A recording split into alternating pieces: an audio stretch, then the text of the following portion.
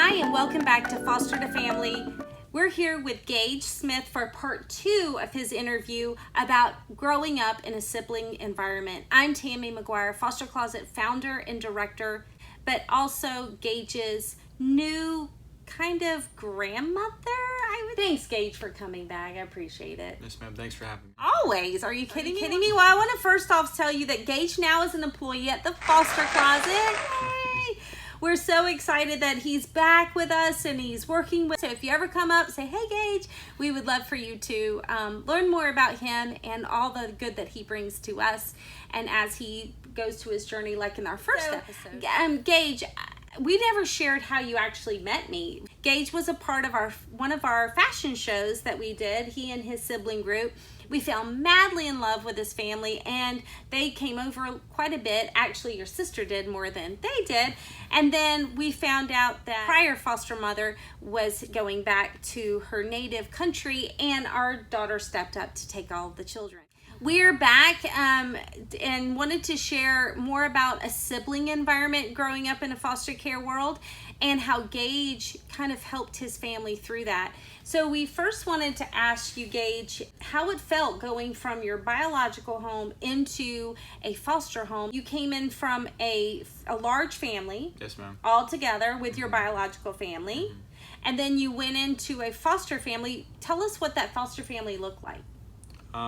Well, at first it was a big change. It was a single mom, Miss Sarah. There was no father figure in the house, and then there was another kid in there at the time when we first came in. So it was the four of us and Miss Sarah. So big change. Yeah, it was a big change. I mean, can you get us through the emotions of leaving your family that you've been with since you were 16, on and off, but still the family, right? Yes, ma'am. And your sibling groups able to come together, but how did you feel, because you can't speak for your other siblings, but how did you feel going into foster care? I knew something was happening and something was going wrong in the family prior, but... Were you able to have visits with your biological family? Yeah, we visited them for quite some time for the first part of it, and then kind of dwindled down. Yes, ma'am. And sometimes that happens, everybody. Life takes hold of the biological family, and they're not able to cope, and that might have been the reason. But I wanted to hear from your perspective, being the oldest brother of 3 siblings, and you being the eldest, and how the emotional part of it. So when you first came in as a sibling group, how did y'all feel? Did y'all talk about it? Give us what that felt like for you. At first, it was unexpected. We didn't know we were going to be taken out of our parent, or away from our parents that day. So it was like brand new, and it was a huge change for my siblings. They were pretty upset. Same with me. And think about it, everybody. If they were not placed together, they wouldn't have each other. How did it go from when you're in a family unit with a parent, even though it might not have been the best fit for you at the time, and the state thought it was not, but moving in from that to a single family, can you tell us what that felt like? How about that night, that first night there? Was it scary? Was it sad? Was it that emotion? What emotion? Mad? Were you mad? I was a little mad, upset, and my little sister scared. Me and my brothers just really confused about what happened. I mean, we've known for quite some time that there were things going on in our household, so... So a lot of emotions come through in that 24 hours that you're trying to process things. Yes, ma'am. Did anybody tell you that you would stay together? Not like the first night. So when we were taken, since I was 16, they said I could go stay with a friend. But I asked if there was any way I could go with my little knee, and they said, yeah, that was perfectly fine. So I appreciate for them for that. Wow. What a great opportunity. My family fell in love with them because we could see their love and their bond that was so strong, and also the politeness and courteousness of others and respectfulness of others. So you're thinking about foster care and you think it's their fault. It is not their fault. And if you think that their actions are their fault. It's just a product of what happened to them.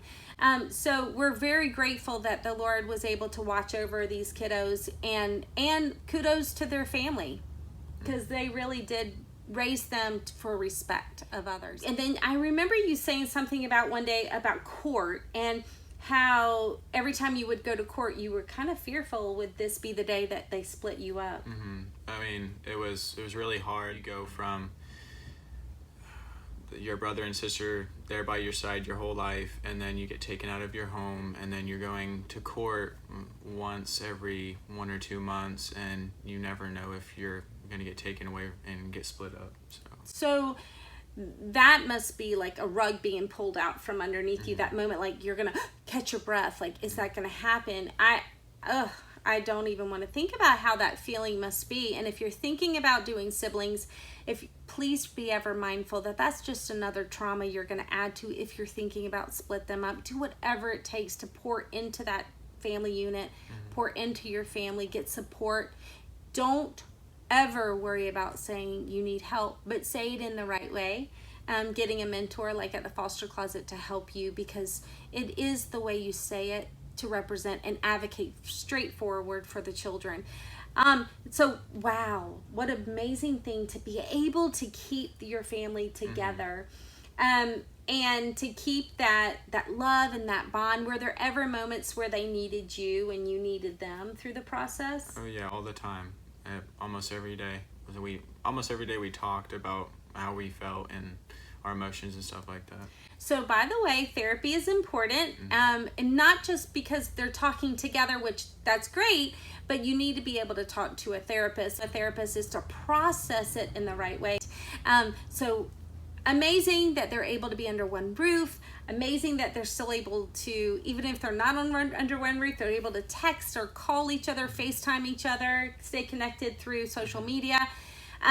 Everybody out there, not every kid is hurting for attention. Some kids really and truly want a family, and really and truly want their own family to stay together, and that's the most important thing. If you could share with any of the families out there who are questioning, should we do foster care, should we do siblings, should we do teenage siblings, what would you say to them, and why is it important? It's important because, like we said in the first video, kids, they need it, and the whole system, we need more foster families, because I remember when we were being taken out of our home, they said they were looking for a placement, and luckily they found Miss Sarah, or who knows what would have happened. And so we're really thankful for her for coming in, and it makes a difference. Yeah, it makes a difference. If you're wanting to be a foster parent in Northeast Florida, we will have a section underneath in our YouTube section, in our Facebook, Instagram, where you can click the link and go straight to how to become a foster parent or adopt a sibling group. We always make sure we say before adoption, be a foster parent first. Really get to know the ins and outs of trauma and a family unit, what that looks like in all different levels, and give yourself a year to decide, is adoption right for me, and especially adoption in foster care. Because I always say the children come with baggage. It is not their past, it is not their family, it is not their behaviors or trauma. It's called the system. And by the way, that's hard to learn if you're a newbie at foster care, and it took me a long time in the foster care system to learn that. And that's why we started the YouTube channel, so we can teach all of you little ambiance, things that I found out along the way to help your journey, or if you're thinking about it.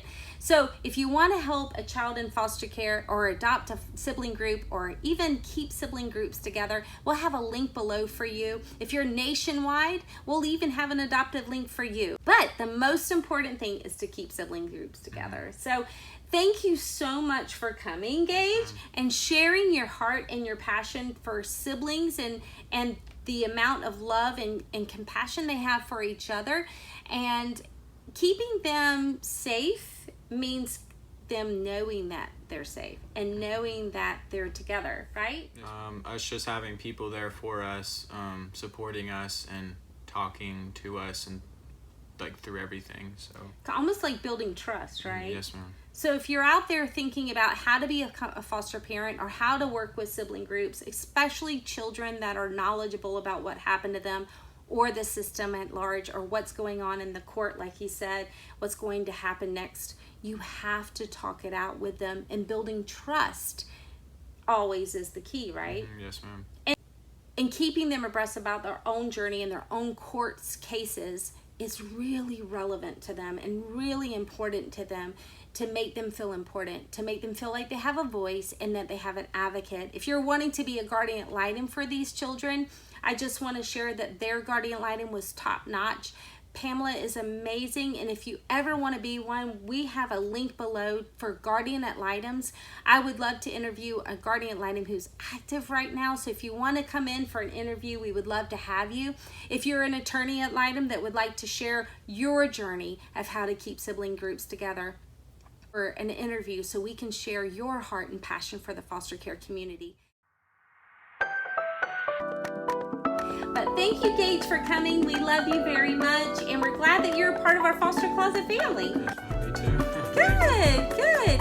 Well, tune in next time for Foster to Family. I'm Tammy McGuire. This is Gage Smith, and see you next time.